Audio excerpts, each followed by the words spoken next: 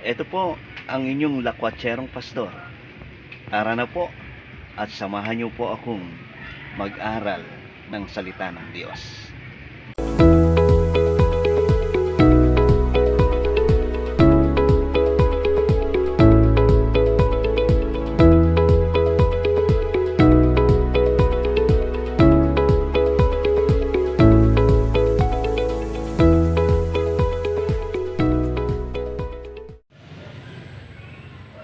Hello! Magandang umaga po sa inyong lahat. Ito po ang inyong lakwatserong pastor na kayo po ay iniimbitahan at inaanyayahan na tayong maglakbay sa pamamagitan ng salita ng Diyos sa umagang ito. Lapit po natin sa Panginoon ang ating pag-aaralan sa umagang ito. O aming Diyos, salamat sa umagang ito. Pinagkatiwalaan mo kami ng buhay at kalakasan upang magamit po namin sa pag-aaral ng iyong salita at sa umagang ito, ang salita ng Diyos ay maging proteksyon ng aming buhay at makita namin yung daan patungo sa pagtatagumpay sa pamamagitan ng iyong direction mula sa salita ng Diyos. Salamat po sa pangalan ni Jesus. Amen. Good morning mga kapatid sa Panginoon. Andito na naman tayo at maglalakbay muli sa pamamagitan ng aklat ni Mateo upang makita natin kung paano po tayong magtatagumpay sa ating paglalakbay kasama ang salita ng Diyos sa ating buhay. Salamat po. At muli, tatalakayin po natin ang aklat ni Mateo. 4:4.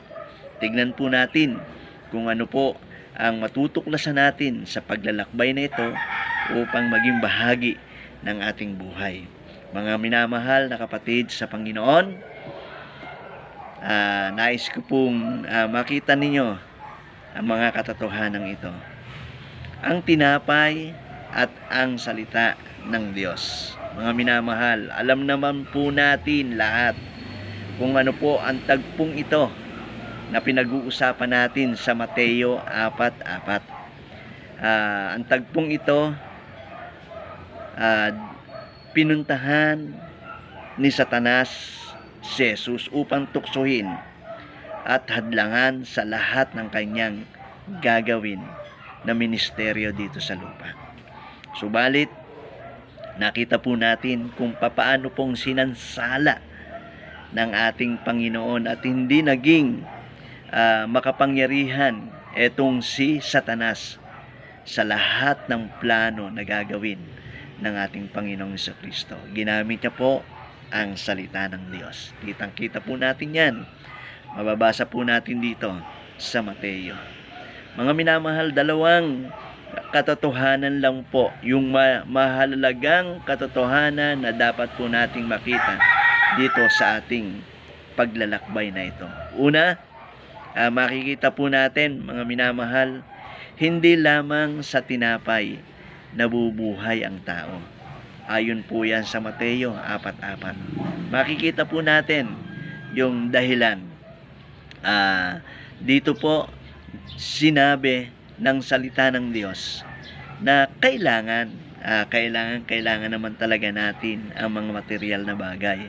Katulad po ng makakain, masusuot, maayos na tirahan at maayos na trabaho at marami pang iba na pangangailangan natin upang tayo po ay mabuhay ng maayos dito sa mundong ito. Subalit, makikita po natin, hindi ito inalis ng Panginoon sa buhay o sa pangangailangan ng tao.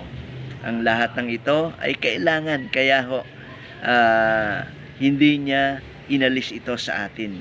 Ganun kabuti ang ating Panginoon at ganun kabait sa lahat ng ating mga pangangailangan. Mga minamahal, tignan po natin, pansinin po natin ang mga bagay na ito. Sadyang napakabuti ng Panginoon. Yung mga material na bagay ay talagang nilikha niya upang patuloy na atin pong maging kagamit-gamit sa ating pang-araw-araw na pangangailangan. Subalit kung mapapansin nyo po ang sinabi po dito, hindi lamang yung salitang makikita, hindi lamang sa tinapay nabubuhay ang tao. Kung titignan po natin, ang sabi, kundi sa bawat salitang namumutawi sa bibig ng Diyos. Ano po yung pangalawang bagay na mapapansin po natin dito? Ang sabi po ng Panginoon ay kailangan din po natin yung buhay na ito, sa buhay na ito, na tayo po ay ginagabayan ng isang makapangyarihan Diyos sa ating buhay sa pamamagitan ng kanyang mga salita. Mga minamahal, ulitin ko po, kailangan talaga nating makita o kailangan makita ng tao ang gabay ng isang makapangyarihang Diyos sa kanyang buhay o sa ating buhay sa pamamagitan po ng salita ng Diyos. Mga minamahal, ano po ang mangyayari kapag tayo po ay nag-aral ng salita ng Diyos o patuloy na nagsasaliksik ng mga katotohanan sa salita ng Diyos? Ito po ang makikita po natin. Una, upang mapagtagumpayan po natin ang kapangyarihan ng kasalanan. Ang salita ng Diyos ang laging magpapaalala sa atin na ito po ay makapangyarihan sa buhay ng isang tao. Kaya ho, nalilimitahan hanggat na maari po ay niaalis sa tao na gumawa ng kasalanan. Ayan ay sa pamamagitan ng salita ng Diyos. Sa tuwing tayo po ay babasa ng salita ng Diyos, makikita po natin kung ano yung mga bagay na ninanais ng Diyos sa ating buhay. Pangalawa, mga minamahal, sa impluensya ng lahat ng uri ng kasalanan. Sa tuwing tayo po ay mag-aaral, sa tuwing tayo po ay babasa ng salita ng Diyos, yung impluensya ng kasalanan o ng kasamaan ay nagiging mahina at hindi nagiging matagumpay na kumilos sa buhay ng mga mananampalatayang patuloy na nag-aaral ng salita ng Diyos. Pangatlo, mga minamahal, upang mapagtagumpayan natin ang pagkilos ng ating kaaway. Katulad ho ng Panginoong Jesucristo doon sa lugar na yon na kung saan ay tinukusan ni Satanas. Ano ho ang ginamit niya? Salita ng Diyos.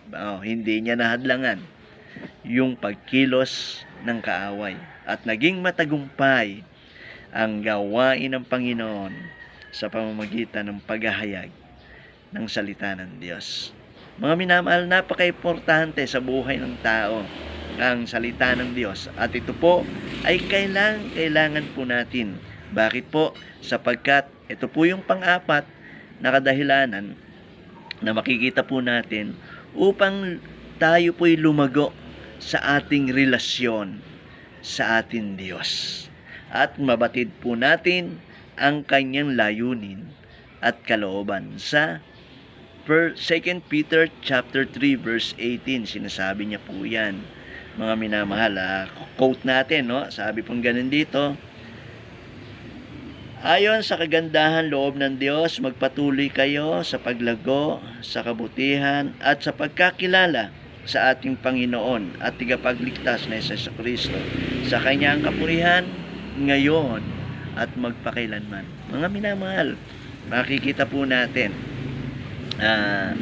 ito pong mga bagay na ito, yung relasyon natin sa Panginoon ay mas lalong lalalim, mas lalo po natin siyang makikilala, mas lalago tayo sa pagkakilala sa Panginoon at makikita po natin na magiging kagamit-gamit tayo ng Diyos habang tayo po'y naglalakbay at nag-aaral ng kanyang salita.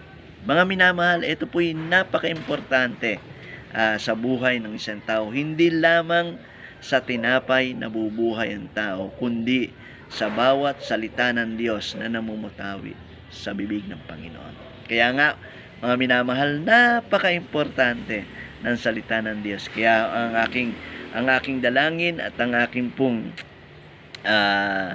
hiling sa bawat isa, huwag po nating kakaligtaan na bulay-bulayin at pag-aralan ang salita ng Diyos, sapagkat dito natin makikita ang hakbang ng ating paglalakbay tungo sa matagumpay na buhay.